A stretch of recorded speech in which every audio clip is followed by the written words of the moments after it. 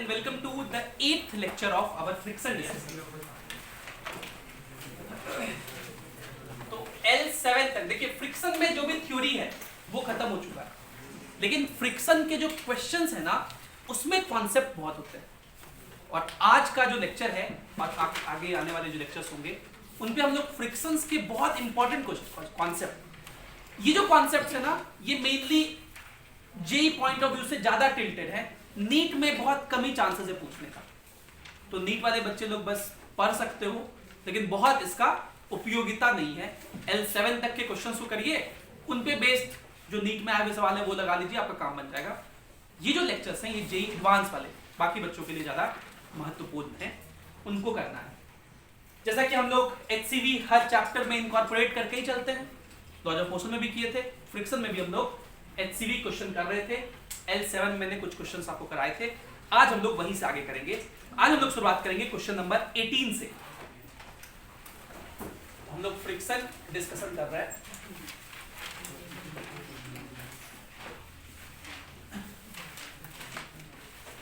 तो पहले मैं एक सवाल खुद कराना चाहता हूं, फिर आप लोग करेंगे। तो ये आपके HCV क्वेश्चन नंबर 18 है। आप अपने बुक में खाली टिक कर लीजिए, ठीक है? बाकी मैं यहाँ क्वेश्चन नंबर नहीं लिख रहा हूं, चलो लिख देता हूं। HCV क्वेश्चन नंबर 18 है। क्वेश्चन क्या है वो मैं समझाता हूं। देखिए ये इंक्लाइंड प्लेन है, ये क्या है? एक इंक्लाइंड प्लेन जिसका इंक्लिनेशन दिया हुआ है 30 डिग्री और इस पर दो ब्लॉक रखे हुए हैं। एक ब्लॉक 4 kg का और दूसरा ब्लॉक 2 kg का। अगर मैं कहूं कि इस इंक्लाइंड प्लेन का इस ब्लॉक के साथ, देखिए फ्रिक्शन कोएफिशिएंट जो होता है ना वो दो सरफेस के बीच का होता है, दो। तो अगर मैं कहूं कि इंक्लाइंड प्लेन का इस 4 kg और 2 kg दोनों के लिए फ्रिक्शन कोएफिशिएंट सेम ही है, तब तो जितने एक्सेलरेशन से ये गिरेगा उतने ही एक्सेलरेशन से ये गिरेगा। आपको सोच करके लगता होगा सर इसका मास तो ज्यादा, इसको तेजी से गिरना चाहिए था। फोर्स ज्यादा लगेगा इस पर, लेकिन एक्सेलरेशन ज्यादा नहीं लगेगा। अब ये ऐसा क्यों होता है? तो ये हम लोग ड्राइव किए थे, एक बार मैं याद लाता हूं आपको। पहले बिना फ्रिक्शन के याद करो। बिना फ्रिक्शन के इधर फोर्स कितना लगता है? mg sin theta. ये हो गया फोर्स mg sin थीटा, उसमें m से डिवाइड करोगे तो mm कट गया, एक्सेलरेशन कितना? g sin theta. अगर फ्रिक्शन हो तो इधर लगता है mg sin थीटा, ऊपर लगता है फ्रिक्शन, और क्योंकि स्लाइड कर रहा है इसलिए फ्रिक्शन मैक्सिमम लगेगा, mu mg cos theta. Friction maximum कितना होता है? म्यू इनटू n, और n का वैल्यू n इधर लगता है, mg cos थीटा इधर लगता है, n का वैल्यू कितना होता है? mg cos theta. तो इधर लग रहा है mg sin थीटा और ऊपर कितना लग रहा है?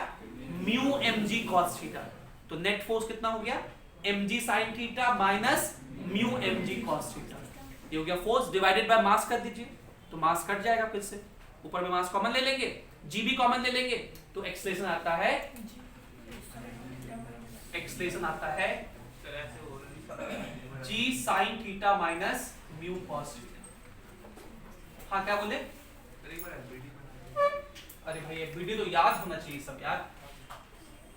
चलो मैं फिर से बना देता हूं। ये थीटा है, ये ब्लॉक है मास m का, इसका वेट mg नीचे लगता है, इधर की तरफ कंपोनेंट कितना? mg sin थीटा, इधर mg cos थीटा, इधर नॉर्मल, इधर फ्रिक्शन। और जब ये स्लाइड करता है A से तब फ्रिक्शन मैक्सिमम लगता है कितना? म्यू इंटू n, और n कितना? mg cos theta. ठीक है? अब ये इधर स्लाइड कर रहा है, इधर तरफ नेट फोर्स कितना है? mg sin थीटा माइनस ये, बोलो तो एक्सेलरेशन कितना होगा? Force minus mg sin theta minus mu mg cos theta. ये हो गया फोर्स बाय मास, तो m कट जाएगा, तो a g sin theta minus mu cos theta, g दोनों में से कॉमन ले लीजिए। ठीक है? ये हो गया एक्सेलरेशन। क्या दिक्कत है इसमें? ये याद रखना था, ये मैंने आपको बताया है, ये याद रखना है आपको। ठीक है? बार बार डेरिवेशन का नहीं सोचना है। ठीक है? अब क्या ये एक्सेलरेशन मास पे डिपेंड करता है? नहीं। मतलब इंक्लाइंड प्लेन पे एक्सेलरेशन, चाहे वो इंक्लाइंड प्लेन स्मूथ हो या फिर रफ हो, it doesn't matter, inclined plane पे जो एक्सेलरेशन होता है ब्लॉक का वो उसके मास पे डिपेंड नहीं। इस बात को क्लियर है? तो ये 4 kg आगे रहे या 2 kg आगे रहे, कोई फर्क पड़ता है क्या? दोनों का एक्सेलरेशन सेम ही होगा अगर इंक्लाइंड प्लेन और ब्लॉक के बीच का फ्रिक्शन कोएफिशिएंट सेम हो। लेकिन अगर मैं कहूं कि दोनों के लिए, दोनों सरफेस के लिए 4 kg और इंक्लाइंड प्लेन के बीच जो फ्रिक्शन कोएफिशिएंट है और 2 kg और इंक्लाइंड प्लेन के बीच जो फ्रिक्शन कोएफिशिएंट है वो अलग अलग हो, तब तो एक्सेलरेशन अलग अलग हो जाएगा क्योंकि म्यू की वैल्यू अलग अलग है। और आप सोच के देखिए, जिसके लिए म्यू ज्यादा होगा उसके लिए ये टर्म क्या होगा? ज्यादा होगा। ये टर्म ज्यादा होगा तो मतलब ज्यादा माइनस होगा तो एक्सेलरेशन क्या होगा? कम होगा। कॉमन सेंस भाई, जिसके लिए म्यू ज्यादा है, मान लो इसके लिए ज्यादा है, तो म्यू ज्यादा मतलब वहां पे ज्यादा फ्रिक्शन लग रहा है तो वो तेजी से चलेगा कि धीरे धीरे चलेगा? धीरे धीरे चलेगा, है ना? तो ये बात होगी। तो इन दोनों सरफेस के लिए फ्रिक्शन कोएफिशिएंट दिया हुआ है, तो उसमें दो पार्ट है सवाल का। ये पहला पार्ट है, ए पार्ट में 4 kg के साथ जो फ्रिक्शन कोएफिशिएंट है, the friction coefficient between the block of mass 2 kg and the inclined is mu1। ये mu1 है और ये mu2 है, और पहले केस में mu1 का वैल्यू कितना दिया हुआ है? 0.2, और mu2 का वैल्यू कितना है? 0.3। अब ये बताओ कि किस पर फ्रिक्शन ज्यादा लगेगा? इस पर। तो ये धीरे धीरे चलेगा कि कब फास्ट फास्ट? और ये, लेकिन क्या ऐसा हो सकता है कि ये धीरे धीरे चले और ये बहुत तेजी से चले? तो क्या होगा? ये इससे टकराएगा और टकरा के दोनों साथ साथ चलेगा, दोनों, और वो जो साथ साथ चलने का एक्सेलरेशन होगा, जो साथ साथ चलने का एक्सेलरेशन होगा वो इस 4 kg के एक्सेलरेशन से ज्यादा होगा। अकेला अगर 4 kg चलता तो धीरे धीरे चलना था ना, लेकिन 2 kg तेजी से आके इससे टकरा गया तो 4 kg के एक्सेलरेशन से ज्यादा होगा, और इस 2 kg के एक्सेलरेशन से कम होगा, क्योंकि 2 kg तेजी तेजी से आ रहा था, इस 4 kg वाले से टकरा गया तो थोड़ा सा उसका एक्सेलरेशन क्या हो गया होगा? कम हो गया होगा। कोई बात नहीं, अभी आपको बहुत लग रहा होगा, स्ट्रेस आ रहा होगा दिमाग में, से बहुत खतरनाक बात बोल रहे हैं। आज के लेक्चर में ऐसा बहुत सारा फीलिंग आएगा, डरना नहीं है। मैं हर एक बात को बहुत सिंप्लीफाइड फॉर्म में बताऊंगा। पहले मैं जान करके टफेस्ट फॉर्म में बताऊंगा, फिर मैं उसको तोड़ तोड़ के सिंप्लीफाइड फॉर्म। अगर मैं कहूं कि सवाल सिर्फ इतना पूछा जाए आपसे कि देखिए भाई, ये एक इंक्लाइंड प्लेन है और इस इंक्लाइंड प्लेन का इंक्लिनेशन थीटा है 30 डिग्री, और इस पर एक ब्लॉक रखा हुआ है 4 kg का, और इस सरफेस के बीच का फ्रिक्शन कोएफिशिएंट म्यू 0.3 है, तो क्या आप इसका एक्सेलरेशन बता सकते हो? कहेंगे बिल्कुल सर, कौन सा बड़ा बात है इसमें, एक्सेलरेशन का ये formula, putting the formula getting the. तो बताइए एक्सेलरेशन 4 kg का कितना? क्या रखिए, g sin थीटा, तो sin 30 कितना इंटू म्यू कितना है इंटू cos थीटा √3/2।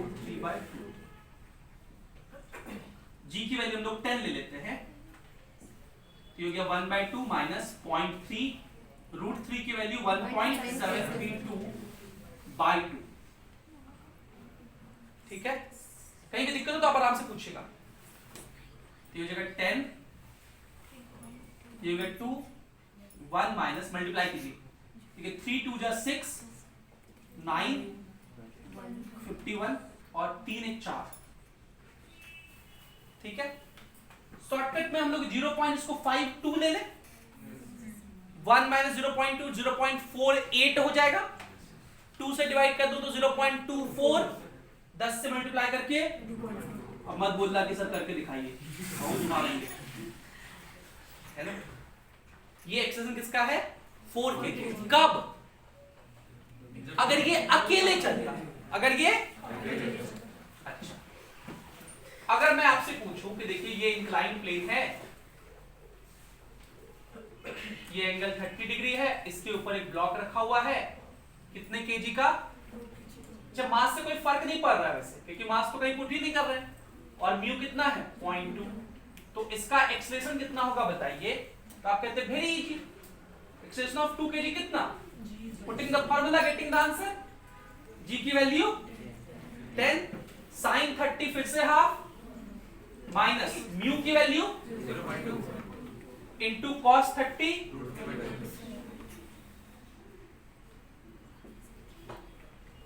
ये 2 ये 1 माइनस 1.732 में 2 मल्टीप्लाई कीजिए तो 4634, ठीक है। मैं इसको 0.35 मान लूं, ठीक है। 0.35 माइनस करेंगे तो 0.65, 2 से डिवाइड करेंगे तो 32 इंटू 10 करते हैं तो 3.2 अप्रॉक्स में, क्या ऐसा मैं लिख सकता हूं। तो यही मैं कह रहा था कि अगर ये अकेले अकेले होते तो ये वाला धीरे धीरे चलता और ये वाला, क्यों ऐसा, क्योंकि इसके लिए फ्रिक्शन ज्यादा है और इसके लिए फ्रिक्शन कम है। तो फ्रिक्शन ज्यादा है तो ये धीरे धीरे चलेगा, इसके लिए कम है तो ये तेज चलेगा, एविडेंट। लेकिन क्योंकि यहां पे ये दोनों साथ साथ रखे हुए हैं तो ऐसा तो हो नहीं सकता है कि ये धीरे से चले और ये तेजी से चले। आप सोचो कि मैं और मेरे आगे एक आदमी रहे लाइन में आप लोग लगे और वो एकदम धक्का मुक्की वाला लाइन है ना। कोई सलमान खान की बहुत अच्छी पिक्चर आई हुई है, एकदम थिएटर के में टिकट के लिए लाइन लगा हुआ है। अब तो वो जमाना चला गया, क्या सोशल डिस्टेंसिंग और पेटीएम और वो सब आ गया है, लेकिन फिर भी इमेजिन कीजिए सिचुएशन है। ऐसा कभी आप लोग के साथ हुआ है? आधार कार्ड बनवाने हुआ है, ठीक है। चलिए, ऐसा धक्का मुक्की वाला लाइन में, अब क्या ऐसा हो सकता है कि आप उस धक्के मुक्की वाले लाइन में कांटेक्ट में भी रहें और आपके सामने वाला तेजी से निकल जाए और आप धीरे धीरे चले?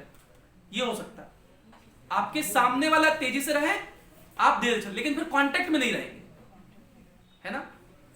दूसरा सिचुएशन, आपके सामने वाला धीरे धीरे चले और आप तेजी से चले। हो सकता है ऐसा? क्या इसे क्या परिणाम, इसके परिणाम स्वरूप क्या होगा?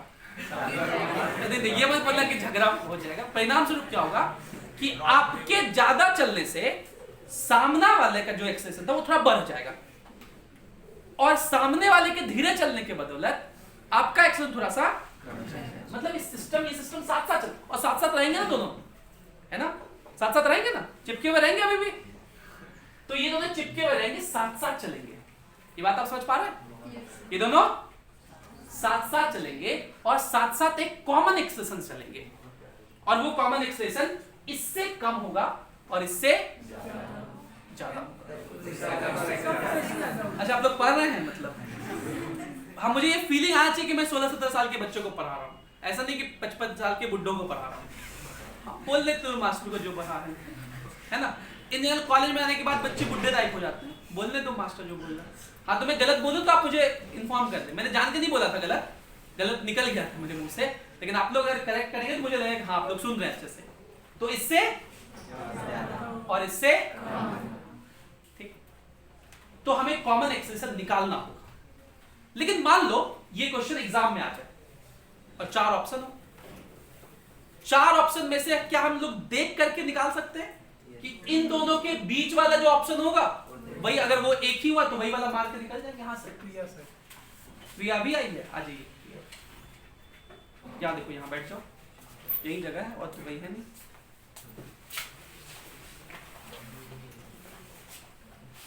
ठीक है, तो अगर ऑप्शन रहा, ऑप्शन में इन दोनों के बीच में जो आंसर रहा वही मार के हम लोग निकल लेंगे, ठीक है। लेकिन अगर एग्जैक्टली कैलकुलेट करना रहा या उन दोनों के बीच एक से ज्यादा ऑप्शन रहे तब तो कैलकुलेट करना पड़ेगा। तो चलिए कैलकुलेट करते हैं। अच्छा, कैलकुलेट करने का जरूरत क्यों पड़ा समझ में आ रहा है? क्योंकि ना ही वो इस एक्सेलरेशन चलेगा ना ही वो इससे चलेगा। ये समझ में आ रहा है सब लोग को? लेकिन अच्छा, उल्टा केस भी तो हो सकता था। सेकंड में ऑप्शन में उल्टा केस कर दूंगा, उल्टा ही है उसमें क्या होगा कि ये तेजी से चलेगा, ये धीरे धीरे। तो ऐसा हो सकता है कि नहीं हो सकता? बिल्कुल हो सकता है। ये तेजी से चले, ये तो ये वाला निकल जाएगा, ये वाला झुंझुना बनाते हुए बजाते हुए धीरे धीरे आएगा आराम से। क्या कांटेक्ट रहेगा? तो उस केस में both blocks will move separately. यहां हम लोग कहेंगे here blocks will move together. दोनों ब्लॉक साथ साथ चलेंगे. अच्छा मुझे लग रहा है ना आप दोनों गलत बैच में बैठ गए हो. आप दोनों यहां से उठिए उस पीछे वाले बैच में चले जाइए. आप दोनों मेडिकल वाले हो ना? नहीं. तुम किसमें हो? हाँ तो आप तो उसमें चले ही जाइए अभी तुरंत. आप गलत बैच में आके बैठ गए हो. आप उसमें चले जाइए. तुम्हारी अभी क्लास थी नहीं, तुम्हारी वो बैच है, तुम गलती से आ गए इस बैच में, तुम्हारा भी वो बैच है. ठीक है, उस बैच में मुलाकात होगी. ठीक, आप चले जाइए. आदित्य का तो मेडिकल है, प्रिया पीछे बैठी है. नहीं उसका भी वही है, वही बैच है, तो उसको उसी में बैठना था. अच्छा चूंकि मेडिकल है तो मेडिकल वाला बच्चा भी आ रही है, सेकंड क्लास से आएगा ना. आप चले जाइए. तो मैथ्स में बैठेगा सर? कौन? नहीं वो उसको बैठने दीजिए, वो अगले क्लास में मेरे साथ चला जाएगा. ठीक. अब आ गया तो अभी बैठो, अब इसमें करो, अगले क्लास में मेरे साथ लेना वो बैच. तो यहां पे दोनों ब्लॉक साथ साथ चलेंगे. Both blocks will move together with common extension.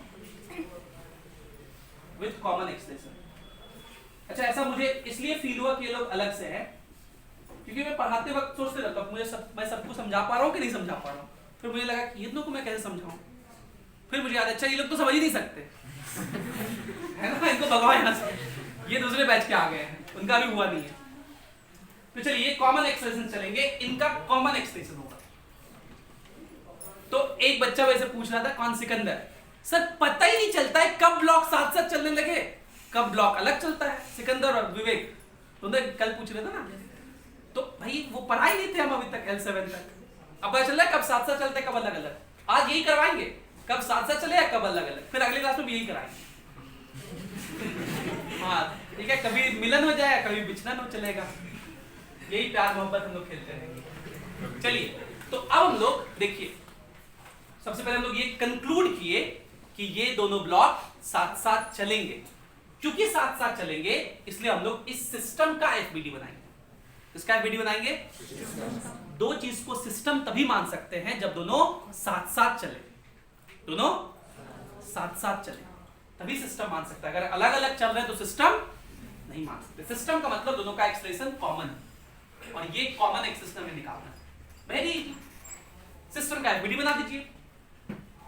देखिए इसका वेट 40, जिसका इधर की तरफ कंपोनेंट 40 sin 30 तो 20. बोलो. इसका वेट 40, इधर की तरफ कंपोनेंट 40 cos 30 मतलब 20√3. ये इधर कितना हो गया 20√3. ऊपर नॉर्मल कितना इस पे 20√3. तो इस पर जो फ्रिक्शन लगेगा पीछे की तरफ, इस पर मुझे फ्रिक्शन अलग निकालना पड़ेगा कि म्यू का वैल्यू अलग है. इस पर फ्रिक्शन कितना लगेगा 0.3 इंटू 20√3, तो ये हो गया 6√3. ठीक है, अब आगे चलिए. इसका वेट 20 नीचे, इधर की तरफ 20 sin 30 10, तो इधर मैं 10 ऐड कर देता हूं. इसका इधर की तरफ 10√3 नॉर्मल भी, इस पे लगने वाला फ्रिक्शन 0.2 इंटू 10√3 तो 2 है ना. एक फोर्स और होगा, इनके बीच का नॉर्मल. दोनों कांटेक्ट में है तो एक दूसरे पर नॉर्मल लगाएंगे, लेकिन उसको हम लोग इस एफबीडी में नहीं दिखाएंगे क्योंकि सिस्टम का एफबीडी है. जब हम लोग सिस्टम का एफबीडी बांधते हैं तो सिस्टम के पार्टिकल्स एक दूसरे पर जो फोर्स लगाते हैं इसको इंटरनल फोर्स कहा जाता है, और उसको एफबीडी में शो बल्ले बल्ले. इसका एक्सप्रेशन निकालना है. इधर की तरफ फोर्स पता है, पीछे की तरफ फोर्स पता है, तो नेट फोर्स कितना, इधर है 30 और इधर कितना 6√3 प्लस 2. अच्छा मैं यहां दिखा दूं, इधर कितना लग रहा है 30 न्यूटन और इधर कितना लग रहा है 6√3 प्लस 2√3 तो 8√3. 8√3 की वैल्यू आप निकाल सकते हो. 8 इंटू 1.732 तो 8 दूनी 16 के 6, हाथ में रहा 1, 8 3 24, 1 25 के 5, हाथ में रहा 2, 38 37 56, 2 58 4 मेरा 5. तो नेट फोर्स कितना इधर होगा ना, नेट फोर्स कितना 30 माइनस ये तो 30 में से 13 गया 16, 8 में से गया 1, 5 में से गया 4, 3, नहीं यहाँ 4 हो जाएगा, ये आप लोग आता है ना माइनस करने, और इसका मास कितना है 6, तो 6 दूनी 12, 4 41, 6 6 के 36, 5 54, 6 9 54, इतना ही लिख देते हैं, 2.69 मीटर पर सेकंड स्क्वायर। और मैं यही कह रहा था कि जो कॉमन एक्सलेशन होगा ना वो ज्यादा वाले से कम होगा और कम वाले से, देखिए 2.4 से ज्यादा है और इससे अगर इस रेंज में नहीं होता मतलब कुछ गलती कर रहे हो, समझ गए? पक्का क्लियर है? किसी को इसमें कोई भी शंका, दुविधा, दिक्कत, किंकज विमूढ़ की स्थिति ना, वो भी दुविधा का ही पर्यायवाची था। तो अगर ये हो जाए तो इसको लिखिए जल्दी से, और फिर बी पार्ट जिसमें μ1 μ2 को रिवर्स कर दिया है, बस क्वेश्चन सेम है, खाली ये 0.3 यहां लिख दीजिएगा, 0.2 यहां लिख दीजिएगा, फिर निकाल लीजिए। सर दोनों का एफनेट कैसे निकालेंगे? तो तुम ध्यान तो था नहीं तुम्हारा, एक कोई बात नहीं, तुम्हारा ध्यान था ही नहीं इधर, मैं देख रहा था, इसलिए तुम नहीं समझे, फिर समझिए। इसका वेट 40, इधर की तरफ 20, इसका वेट 20, इधर की तरफ 10, तो हो गया 30। इसका वेट 40, सुन कर लेते, इसका वेट 40, इधर की तरफ 20√3, नॉर्मल भी 20√3, तो फ्रिक्शन म्यू इनटू नॉर्मल, तो 6√3। सिमिलरली इसके लिए टोटल 8। तू तभी पानी पी रहा था, है ना, रुक नहीं सकता था कि कॉन्सेप्ट खत्म हो जाए फिर पानी पी लूंगा।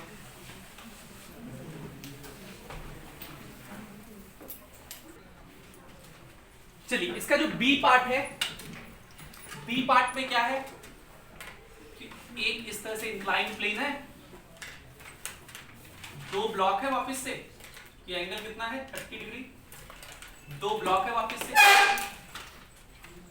अच्छा ये मास से फर्क नहीं पड़ता कौन सा मास इधर हो कौन सा मास इधर हो, तो मास कहीं भी रहे कोई भी फर्क नहीं पड़ता, क्योंकि एक्सलेशन मास पे डिपेंड करता है क्या? नहीं करता। मास देख के निकाल रहे थे एक्सलेशन, अभी मैं एक इंटरेस्टिंग सा चीज करके दिखाऊंगा आपको, इसलिए मास, एक बच्चा पूछ रहा था कौन मास पे डिपेंड नहीं करता, मास कहीं भी रहे। तो अब क्या हो गया, यहां का म्यू कितना हो गया 0.3 और यहां का म्यू हो गया 0.2। अब देखिए ये देखिए 2 kg वाला ब्लॉक है, दिख रहा है आपको, और इसका फ्रिक्शन कोएफिशिएंट कितना है, तो एक्सलेशन ऑफ 2 kg का क्या फॉर्मूला लिखेंगे, g इंटू ये हो गया एक्सलेशन 2 kg का, ठीक है। मास से क्या ही फर्क पड़ता है, मैंने मास 4 के मिटा के थ्रू कर दिया। अब चलिए ये हो गया 4 kg, इसका म्यू है 0.2,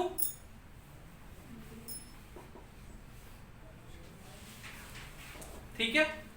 तो इस बारी क्या है, ये 4 kg वाला देखिए ज्यादा तेज चल रहा है, कितने से, और ये तो क्या होगा, hence both block will move separately, दोनों ब्लॉक सेपरेटली मूव करेंगे, कितने से, with their individual accelerations, with their individual different accelerations। तो खत्म, इसमें यही और कुछ कैलकुलेट ही नहीं करना है, दोनों अलग अलग मूव करेंगे भाई, बिछड़ के मूव करेंगे, तो जितने से मूव कर रहे हैं करते रहेंगे अपना, कोई साथ उनका संबंध है ही नहीं, तो ये इतने से और वो वाला उतने से, खत्म, ठीक है। अच्छा कोई बोले मास को पलट दीजिए, कोई फर्क नहीं पड़ेगा, मास को पलटने से कोई फर्क नहीं पड़ेगा, क्योंकि मास पे तो कोई चीज डिपेंड नहीं कर रहा, एक्सेलरेशन मतलब डिपेंड नहीं कर रहा है, ठीक है। मास को फर्क करने से नहीं, मास को चेंज करने से फर्क नहीं पड़ेगा, ठीक है। फ्रिक्शन को चेंज करने से फर्क पड़ा, पिछले केस में लगा है, इस केस में लगा। क्या मैं समझा पा रहा हूं आपको इन चीजों को? पक्का? किसी को कोई दिक्कत इसमें, डाउट पूछना है पूछ लो। चले अगला सवाल पे बढ़े, इसको लिखिए।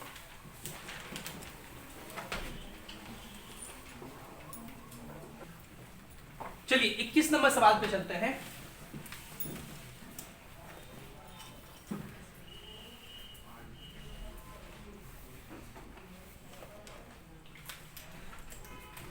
नंबर सवाल में ये फ्लोर है और इसके ऊपर एक प्लैंक है, ये एक प्लैंक है, जिस प्लैंक का मास स्मॉल m है। इस प्लैंक के ऊपर एक आदमी है,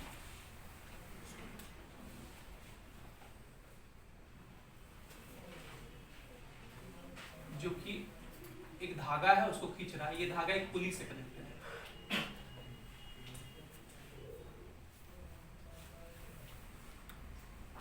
और ये इस तरह पुली से कनेक्टेड है। फिर ये धागा यूं करके यहां आता है,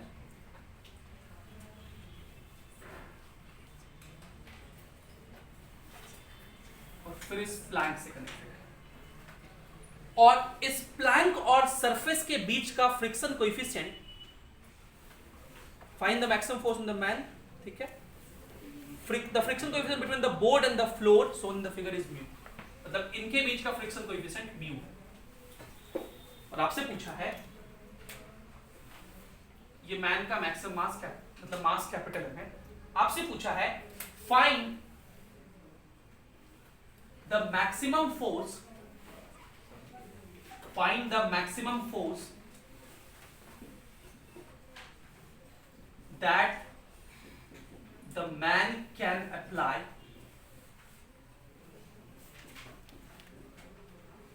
that the man can apply on the rope so that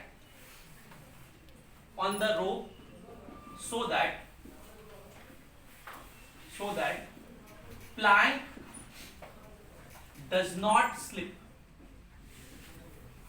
on floor. Try कीजिए सब लोग, लगाइए, देखिए।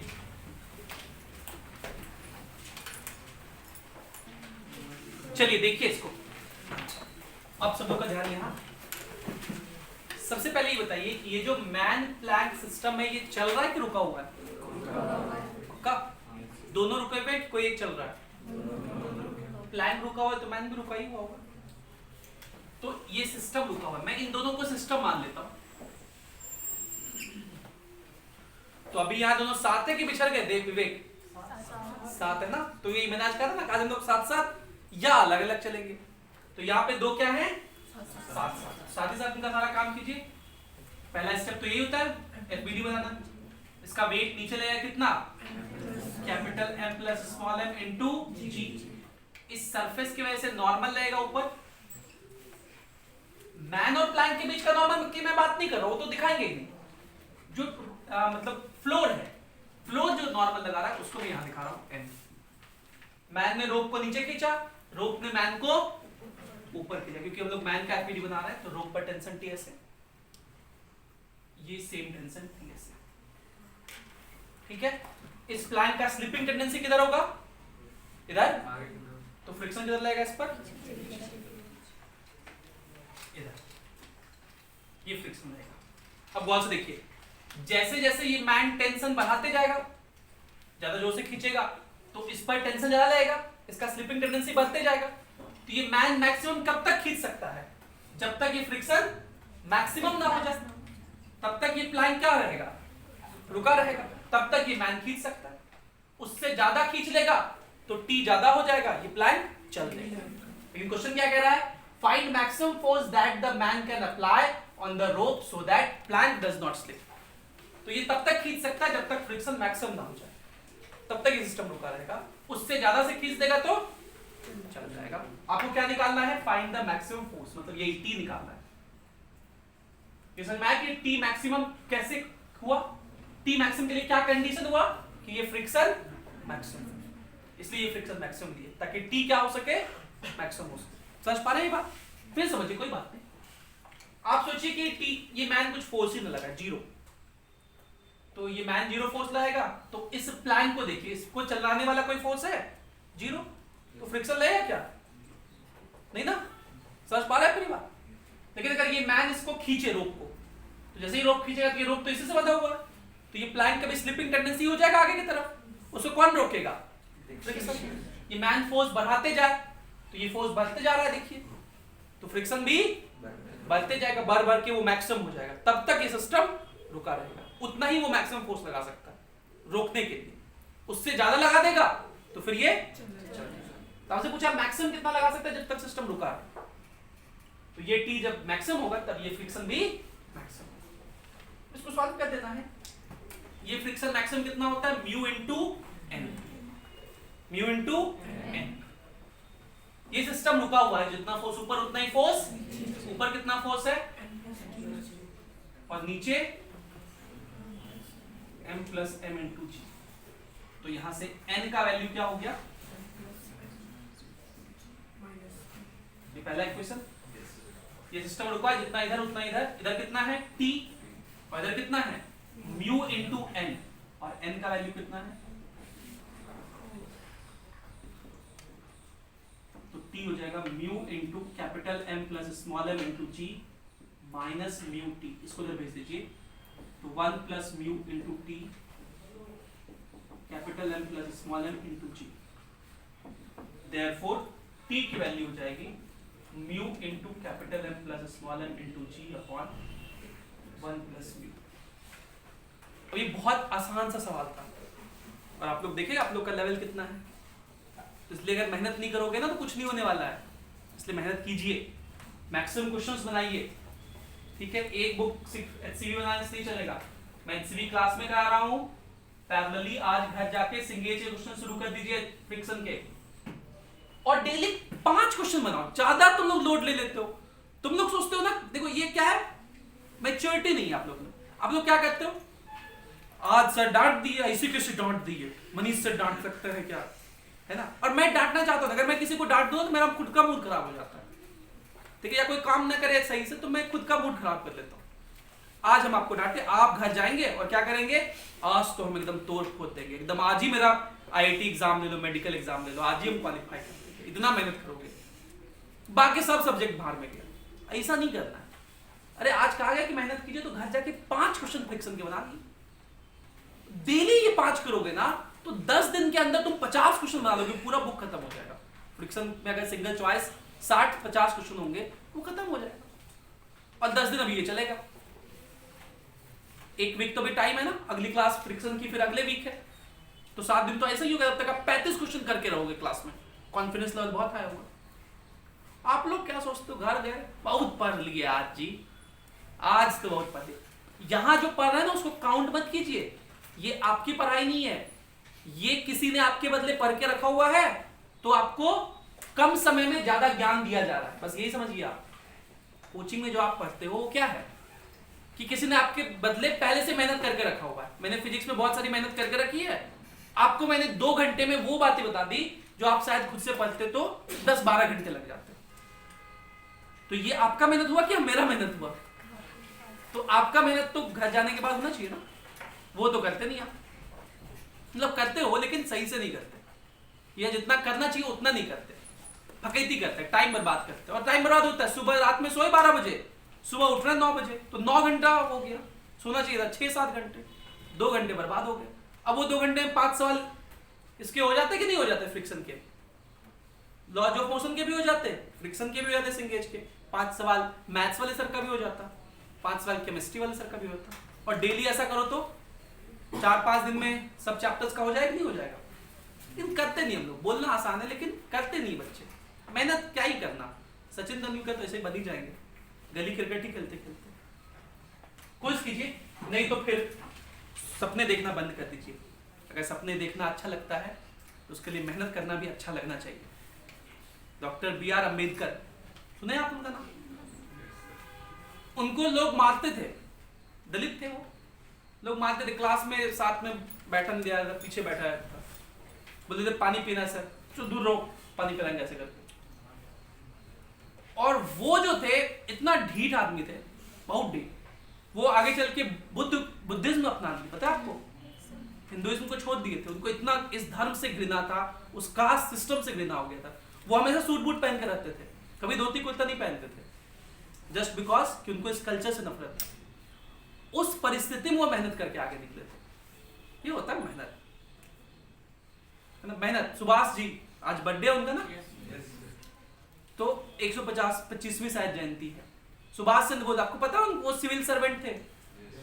उस जमाने में जब इंडियन को सिविल सर्वेंट क्वालिफाई होना, मतलब सिविल सर्विस यूपीएससी में जाना बहुत बड़ा था। यूपीएससी ब्रिटिश लेगेसी है, बहुत बड़ा बात था। लैटिन भाषा में परीक्षा होती थी लंदन जाके। हम लोग टूटी फूटी इंग्लिश सही से बोलते हैं, लैटिन उससे बहुत खतरनाक लेवल का होता है। जैसे आप हिंदी और संस्कृत समझो, हिंदी समझ रहे हो, संस्कृत का लेवल समझ रहे हो, तो वैसे ही इंग्लिश और लैटिन का लेना देना है। लैटिन भाषा में पढ़ाई होती थी लंदन जाके, वहां के करिकुलम के अनुसार।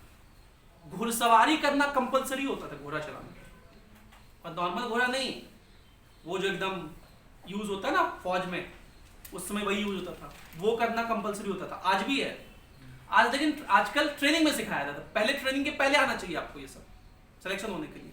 वो सिलेक्शन ले लिए 1919 में, 1919-20 में, एक साल बाद छोड़ दिए,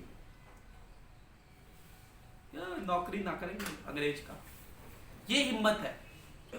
उसके बाद आपको पता हो 1942 में वो खुद का फौज, खुद का गवर्नमेंट, खुद का करेंसी, खुद का Azad Hind radio, foreign policy सब खोज लिए थे, बना लिए थे। कहां पे? सिंगापुर में, है ना। और सिंगापुर से बर्मा को आजाद कराते हुए इम्फाल तक पहुंच गए थे, नागालैंड तक।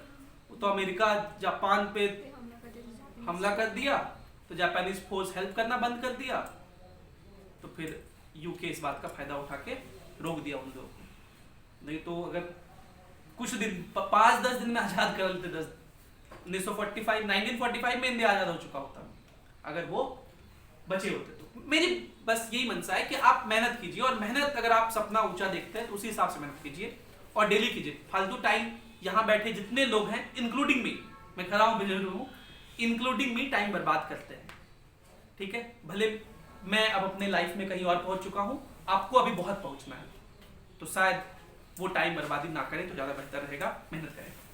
अगले सवाल पे चलते हैं। अगला सवाल जो मुझे कराना है, आसान सा, चलो एक सवाल का था, कॉन्फिडेंस बूस्टअप हो। क्वेश्चन नंबर 12, ये लॉलीपॉप सवाल है। सवाल कीजिए।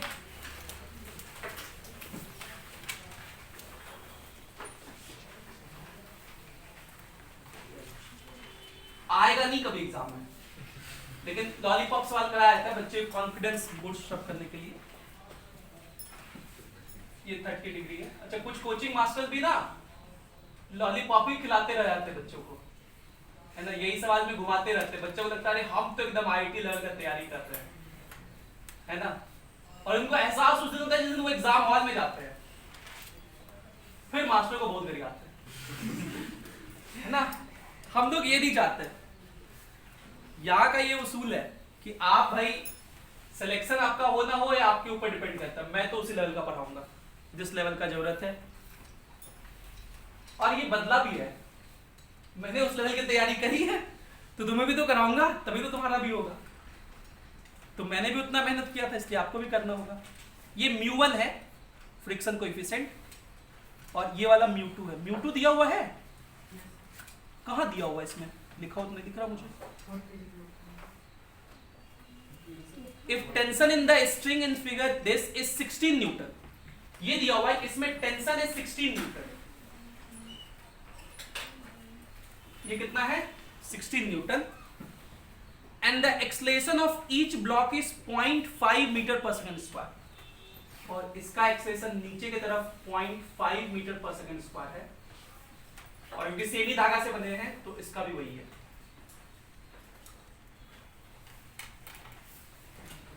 तो आपसे पूछा है कि बताइए find the friction coefficients at the two contact with the block. तो ये μ1 कितना होगा, मतलब इस ब्लॉक और इसके बीच, और यहां का ये μ2 कितना होगा, ये बताइए, ठीक है। और जिनसे लॉलीपॉप सवाल भी ना बने वो भाई बहुत मेहनत करना शुरू कर दो, ठीक है। देखो 2 साल बहुत जल्दी बीत जाता है, 2 साल बचा भी नहीं, अब 1.5 साल बचा है। चलिए टेंशन नहीं बना। देखिए ये एटवुड मशीन है, सबको दिख रहा है? एटवुड मशीन नहीं, मतलब एटवुड मशीन जैसा है। क्यों? क्योंकि दोनों ब्लॉक का एक्सेलरेशन, इसमें टेंशन नहीं दिखाते, ये दोनों को पता ही है। अच्छा, इसका वेट इधर कितना लगेगा?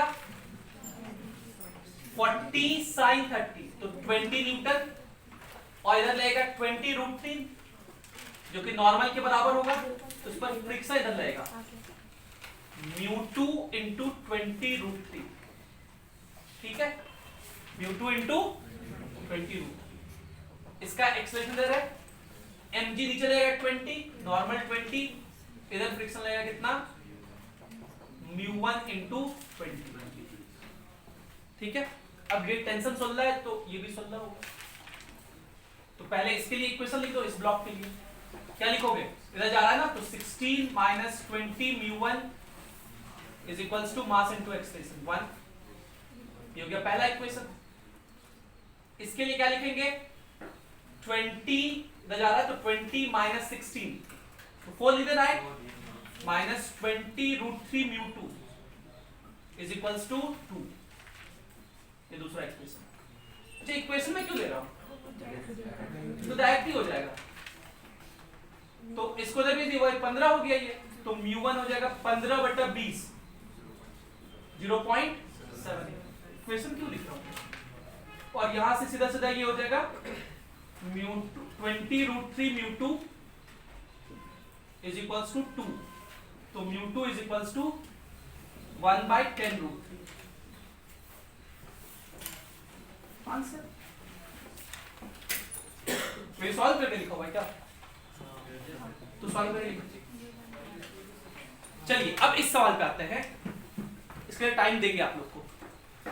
The friction coefficient between road and the tyre of a vehicle is 4/3। Road और टायर के बीच का फ्रिक्शन कोएफिशिएंट कितना है, 4/3।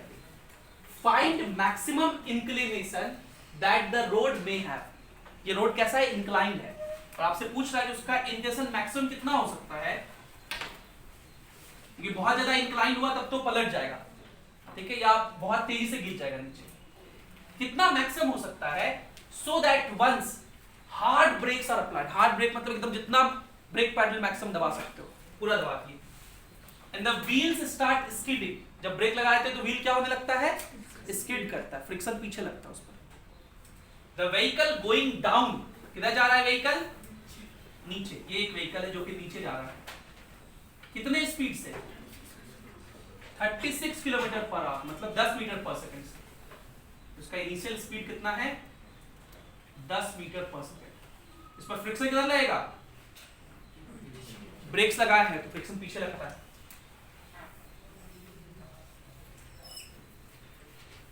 जो भी फ्रिक्शन लगेगा, ये ब्लॉक क्या हो, रुक जाए। ये ब्लॉक क्या हो, रुक जाए। कितने डिस्टेंस में, 5 मीटर। 5 मीटर बाद इसकी वेलोसिटी 0 हो जाए। तो ये मैक्सिमम थीटा कितना हो सकता है, तो मैक्सिमम थीटा के लिए फ्रिक्शन भी क्या होना चाहिए, मैक्सिमम होना चाहिए। फ्रिक्शन भी मैक्सिमम होना चाहिए। जब भी क्वेश्चन में ना, एक बात आप रामबान रूल याद कर लो, जब भी फ्रिक्शन के क्वेश्चन में मैक्सिमम मिनिमम कुछ भी पूछे, फ्रिक्शन में क्या होगा, मैक्सिमम होगा। तो एकदम धड़ल्ले से आप लगा सकते हैं। ठीक, अब इसको सॉल्व कीजिए। ये आईआईटी लेवल का सवाल है, कीजिए।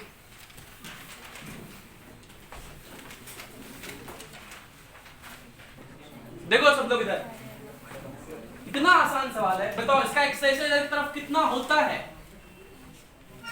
कोई ब्लॉक जब नीचे स्लिप करता है, फ्रिक्शन पीछे लग रहा है, तो एक्सेलरेशन कितना होता है, कितना होता है अनिरुद्ध, -10। फॉर्मूला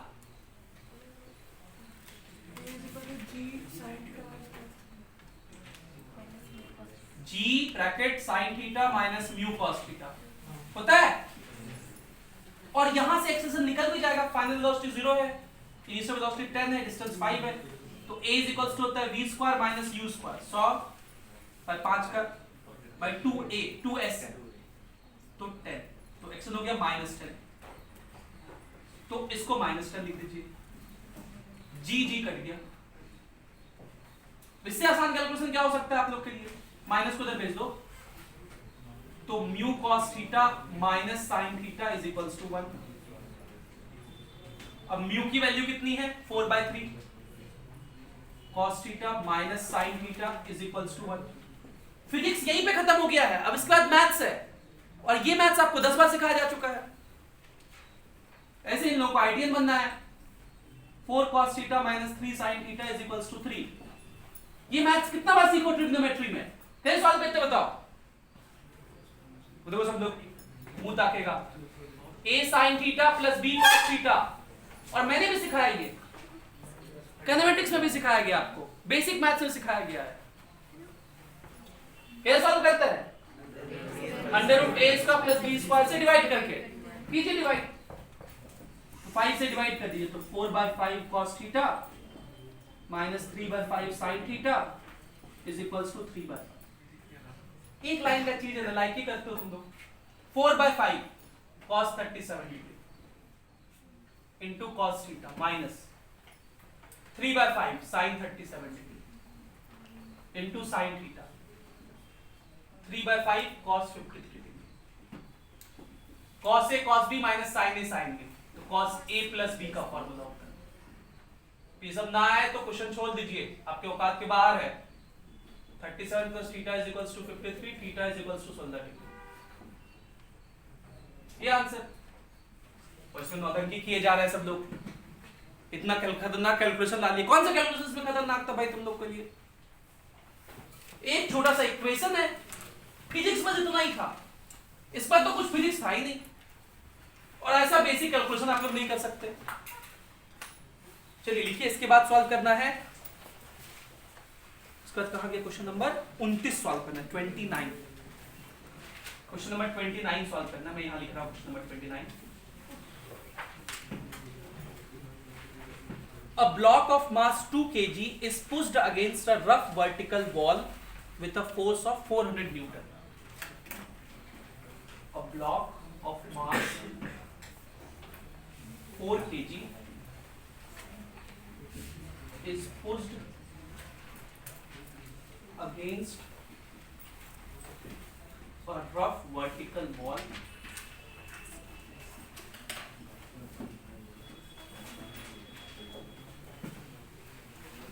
ये 4 kg नहीं 2 kg vertical wall with force 40 Newton.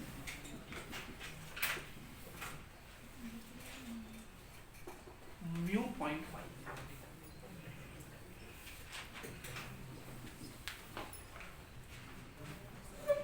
Another horizontal force of 15 Newton is applied parallel to the wall.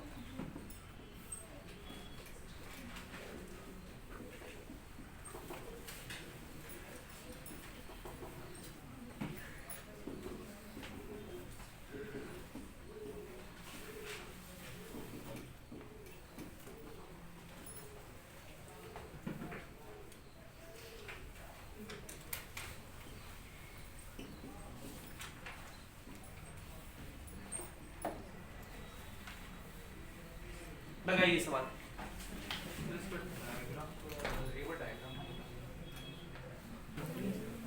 चलिए मैं थोड़ा सा हेल्प करता हूं आप लोगों की। देखिए ये एक ब्लॉक है, देखिए क्वेश्चन क्या है। अच्छा इसमें किसी का नहीं होगा, किसी से डायग्राम नहीं बना? बन गया। कहाँ बना पक? Z एक्सिस में भी रिप्रेजेंट करना पड़ेगा। दिखाओ ना, तभी पहले होगा। तुम डायग्राम बनाया कि नहीं बनाया? डायग्राम बनाने से बक जैसे निकल, डायग्राम बना लिया तो सिलेक्शन हो गया आईआईटी में, बस डायग्राम फिर सवाल तो बन ही जाएगा। एक खाली वो थोड़ा सा बना पाया, वो भी हमको लगता है देख के आया था कहीं से। नहीं नहीं सर पक्का नहीं देख के आया, वेरी गुड, बहुत अच्छा। ये देखिए कभी कहीं भी आपको खास कर जब 3 डायमेंशनल क्वेश्चन होंगे और हर चैप्टर में एक आध क्वेश्चन ऐसा मिलेगा 3D में सोचना पड़ेगा आपको। इसमें बस आंख बंद करके सोच सकते हैं, ठीक है। रिप्रेजेंट कर ले गए तो बहुत अच्छा, हम तो रिप्रेजेंट करके दिखा देंगे आपको, और ये चीज आपको भी सीखना है रिप्रेजेंट करना। लेकिन रिप्रेजेंट करने से ज्यादा महत्व इस बात का है कि आप उस बात को अपने माइंड में समझ पा रहे हैं कि नहीं समझ पा रहे। तो मैं पहले समझा देता हूं 3D में क्या है, फिर मैं उसको रिप्रेजेंट करके भी दिखा दूंगा। अब रिप्रेजेंटेशन सीख लिए तो बल्ले बल्ले, नहीं सीखे तो कम से कम माइंड में सोचने वाला आना चाहिए। हालांकि रिप्रेजेंटेशन सीखना अच्छी बात है, वो सीखेंगे तो बेस्ट है, सोने पे सुहागा है। A block of mass 2 kg is pushed against a rough vertical wall with F is equals to 40 Newton and mu is equals to 0.5. तो ये वर्टिकल वॉल आप देख रहे हैं, बोर्ड है, एक ब्लॉक है, इसको ऐसे पुश किया जा रहा है, और ये जो फोर्स लग रहा है कितना है 40, और इनके बीच का जो फ्रिक्शन कोएफिशिएंट है कितना है 0.5। अब आगे देखिए, another horizontal force of 15 Newton is applied parallel to the wall. इस वॉल के पैरेलल मतलब इधर की तरफ ये 15 न्यूटन का फोर्स लग रहा है ऐसे। समझ पा रहे हैं? इस डायग्राम को आपको रिप्रेजेंट करना है, ठीक है। तो मैं देखिए रिप्रेजेंट करके दिखाता हूं आपको।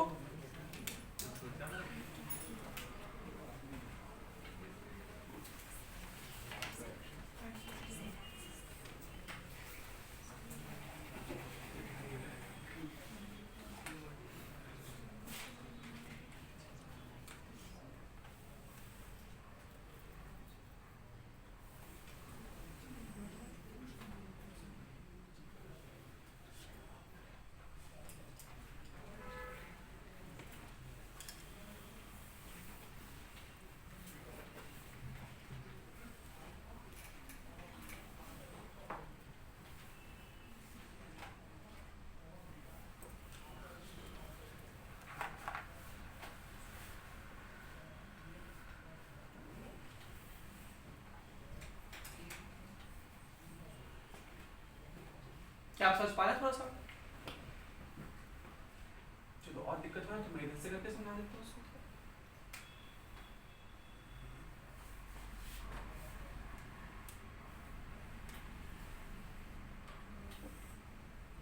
अब ठीक है, लग रहा है कि ये वॉल के अगेंस्ट प्लेस्ड है, ठीक है। इधर से फोर्स लग रहा है इस पर 40 न्यूटन, ठीक है। वॉल के पैरेलल मतलब इधर से फोर्स लग रहा है 15 न्यूटन, ठीक है। तो मैं इसको अब आप इतना 3D में नहीं समझ सकते तो सिंपल समझिए कि इस ब्लॉक को आप इधर से देखो, जो ये दिख रहा था ना यहां ऐसे, आप इसको इधर से देखिए, बस इधर से देख सकते सब लोग।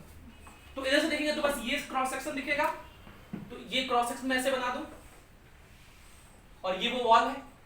इसका मास कितना है 2 kg, इसका वेट नीचे कितना लगेगा 20 न्यूटन, और ये हॉरिजॉन्टल फोर्स कितना लगेगा 15 न्यूटन, ये F होगा। और इस पर एक फोर्स इधर से लग रहा है 40 न्यूटन का, और नॉर्मल इस पे इधर रहेगा, तो मतलब क्रॉस में होगा वो फोर्स 40 न्यूटन का, और जो नॉर्मल लगेगा वो किसमें होगा डॉट, और ऑब्वियस बात है किसके बराबर होगा 40 के बराबर, क्योंकि इस डायरेक्शन में तो मोशन नहीं हो रहा, ठीक। अब हो गया सवाल खत्म। अब ये ब्लॉक चलेगा कि नहीं चलेगा, तो कब ब्लॉक कब चलता है, इसको चलाने वाला फोर्स कौन, ये दोनों मिलकर चलाएगा, ये दोनों कौन कोई बोला था फ्रिक्शन चलाएगा, अरे गधा इस ब्लॉक को कौन चलाएगा, ये दोनों फोर्स मिलके, ये इधर चलाना चाहेगा ये इधर, मतलब नेट जो होगा इन दोनों का रिजल्टेंट की तरफ होगा, रिजल्टेंट इधर की तरफ कुछ होगा, इसको आप हेड टू टेल ज्वाइन मतलब टेल टू टेल ज्वाइन कर दीजिए, तो रिजल्टेंट कुछ ऐसे होगा। आप वेक्टर फॉर्म में लिख लो, तो F नेट कितना हो जाएगा 15 I कैप माइनस 20, ये चलाना चाह रहा है उसको, रिजल्टेंट कितना हो जाएगा, मैग्नीट्यूड में बात करें तो 25 न्यूटन, और फ्रिक्शन की मैक्सिमम वैल्यू कितनी होती है म्यू इंटू एन, म्यू कितना है 0.5 और नॉर्मल कितना है 40, तो 20 न्यूटन।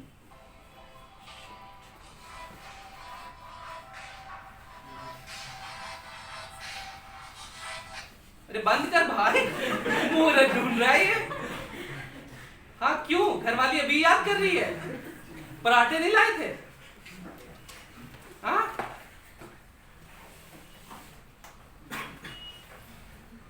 विचित्र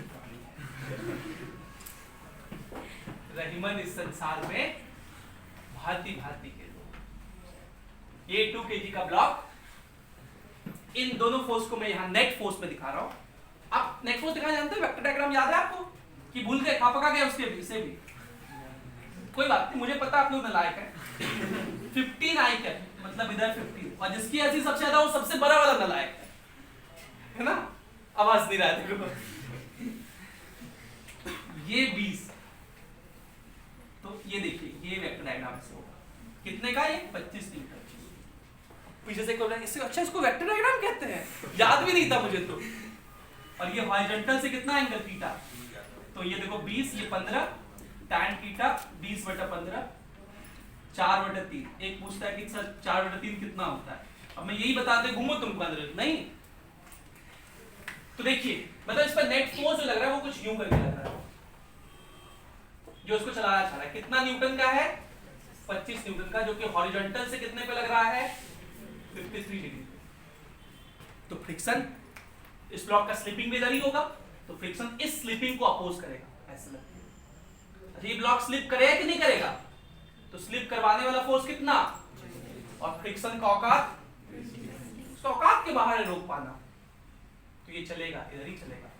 कितने एक्सेलरेशन चलेगा, तो 25 - 20 5/2, 2.5 मीटर पर सेकंड स्क्वायर, ठीक है 2.5 मीटर पर।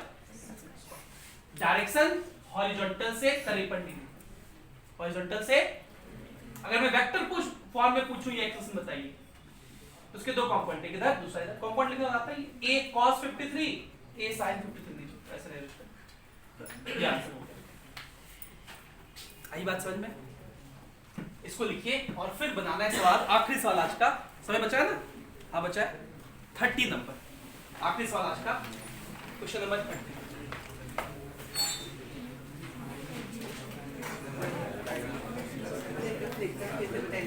वेट एक सेकंड, फ्रिक्शन किधर लगता है? स्लिपिंग के, तो स्लिपिंग किधर होगा? स्लिपिंग इधर है नहीं सर, जिधर फोर्स नेट होगा, इन दोनों का रिजल्ट इधर होगा, तो जिधर स्लिपिंग होगा उधर उसका पॉइंट फ्रिक्शन लगेगा। अच्छा इसमें किधर लगेगा? ये देखो, अरे भाई ये ब्लॉक अगर ऊपर जाएगा तो फ्रिक्शन नीचे लगेगा, ये ब्लॉक इधर जाएगा तो फ्रिक्शन इधर इधर लगेगा, ये ब्लॉक अगर ऐसे जाएगा तो फ्रिक्शन ऐसे लगेगा। 3D में क्या समझाना है इसमें, है ना? चलिए इसको देखिए।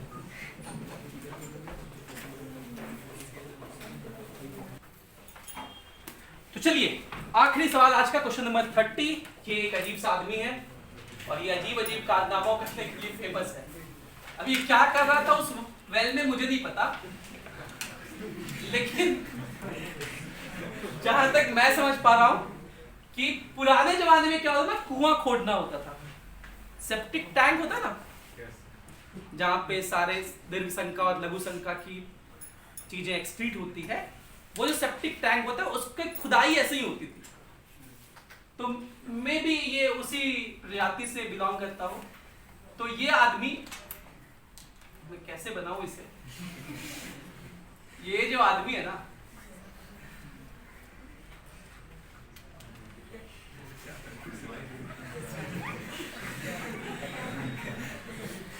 कुछ ज्यादा ही खुश नहीं।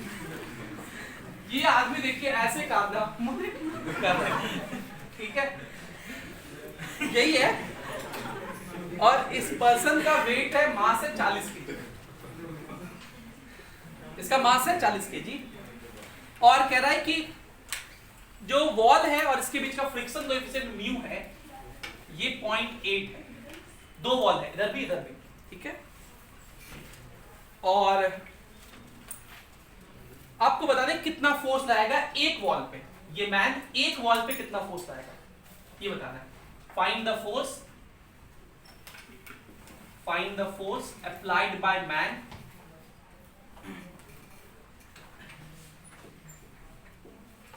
On one of the wall.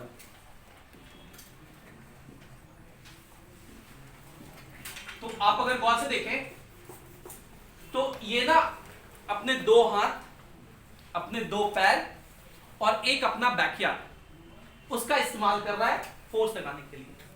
पैर और हाथ से, मतलब यहां पे पैर और हाथ से इधर में फोर्स लगा रहा है।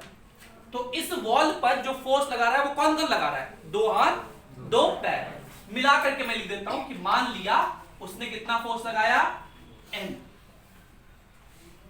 ये कौन सा फोर्स है? हाथ पैर ने मिला के लगाया है, नॉर्मल N, ठीक है। ये किस पे लग रहा है? वॉल पे। लेकिन हम लोग FBD किसका बनाएंगे? मैन का।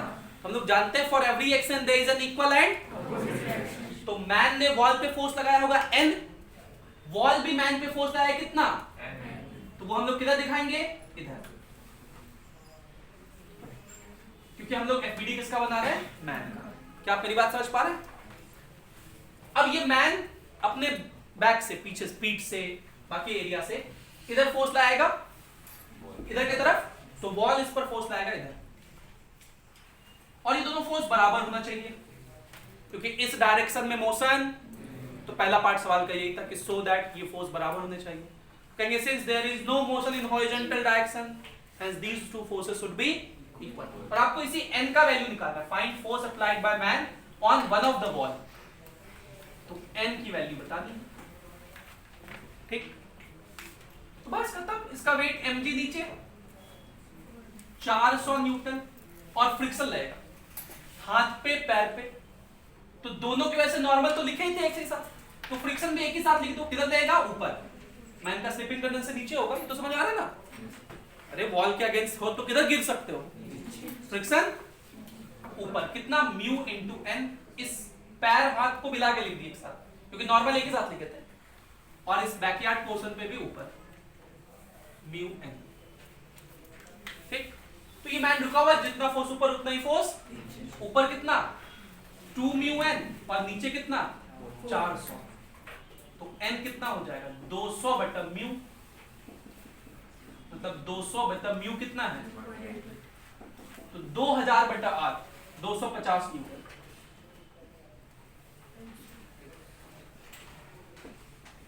आंसर वेरी इजी, पक्का। होमवर्क लिखेंगे आप लोग, अगले क्लास में मैं डिस्कशन करूंगा, मतलब आपके डाउट्स बताऊंगा, और डाउट्स का मतलब ये होता है जो समग्र समुदाय का डाउट, डाउट का मतलब वह क्वेश्चन जो किसी से नहीं बना हो उसको मैं बताऊंगा। ऐसा नहीं कि उधर से एक बच्चा पूछेगा सर 14 नंबर बता दीजिए, उधर से पूछेगा 15 नंबर, इधर से 16 नंबर, इधर 17 नंबर, तो सब तो बता ही नहीं पड़ गया। मैं कौन सा बताऊंगा जो किसी से नहीं बना हो। अगर आप में से किसी एक से भी बन गया है और किसी एक से नहीं बना है, तो जिससे नहीं बना ये उसकी जिम्मेदारी है कि वो उससे पूछे जिससे बन गया हो, और वो कैसे पूछे ये मैं नहीं जानता। आजकल तो आपके पास बहुत सारे उपकरण हैं, व्हाट्सएप है, ग्रुप है, तो आप किसी चीज का इस्तेमाल करें वो मैं नहीं जानता। खाली नेट से सर्च करके आने के का कोई फायदा नहीं, आप खुद से बना के आइए, दोस्तों से डिस्कस करके आइए, वो अच्छी बात है। ऐसा नहीं, ये नहीं बोलना कि सॉल्यूशन खींच के फोटो खींच के भेज दो, पहले डिस्कसन कर लीजिए और क्लासरूम में करें तो ज्यादा बेहतर। तो होमवर्क आपके लिए है कि ये जो HCV है इसके कितने क्वेश्चन हम लोग शुरू में किए थे, तो बता सकते हैं मुझे 7 तक, तो 8 से लेकर के 21 तक होमवर्क है 8 to 21। इसमें जो मुझे अच्छा लगता था वो मैंने करा दिया आपको। 14 सवाल है, इसमें मुझे लगता है मैंने 5-7 करा दिया आपको, या 4-5 जो इंपॉर्टेंट थे। बाकी मेरे हिसाब से आपसे सब बन जाना चाहिए। फिर भी अगर आपसे एकाध 2 नहीं बनेगा, जो उस पूरे समुदाय से नहीं बनेगा, तो वो डिस्कशन हम लोग इस लेक्चर में, अगले लेक्चर में करेंगे, और अगले लेक्चर में मैं 2 ब्लॉक प्रॉब्लम भी आपको पढ़ाऊंगा, ठीक है, जिसपे based question number 22, 23 and so on, 2 block and 3 block problem. So this is it for the day. Thank you for being with us. Have a great day.